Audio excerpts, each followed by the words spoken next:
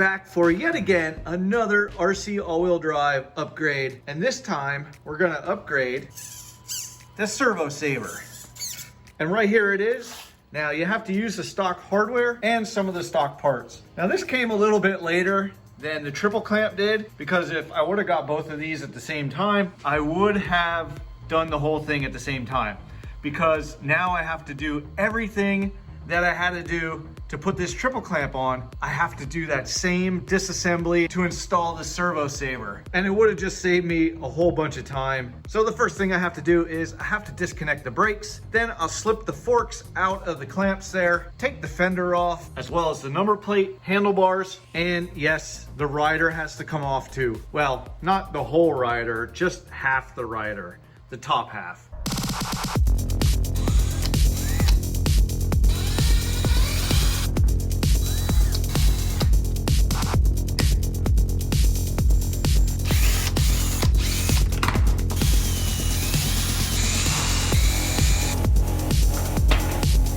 So first thing we're gonna do is we're gonna take these bearings off, and we're gonna switch this plastic piece here with the aluminum piece in here.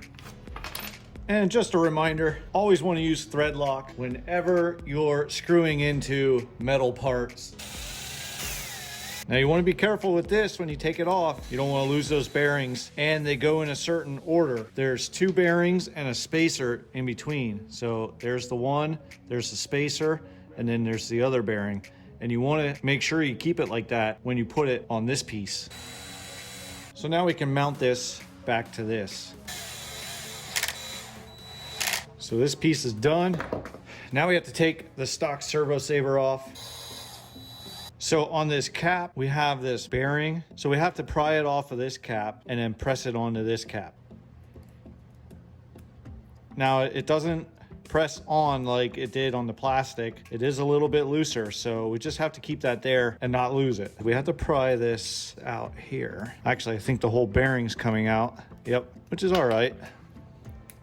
Finally, it takes a lot of back and forth until you get it the whole way out. You just have to work it out of there. And we'll slip the aluminum one in. So now we have the aluminum one in there, and that's not quite as tight as the other one. The last thing we have to do is we have to transfer this over. So then we take this, put this here. So let's just slip that over like that. Now you're gonna have to hold this because it'll fall apart. Then we take that with our bearing. We run our screw up there, and we have to put this down now. So before we put the Servo Saver on, we have to turn the bike on and set the trim to center. So that way we don't put this on and the trim's off. So we're centered now. So now we can slip this back on and then run our screw back up into the servo. All right, so everything works just as it should. And you can see there, it spreads apart and springs back just like it's meant to. So we can put this all back together, and we're gonna start with the triple clamp. Next, we're gonna put the front fender on and the number plate. Now we gotta put the forks on. Handlebars next. Now let's run our brake line. And last but not least, let's put painting back on.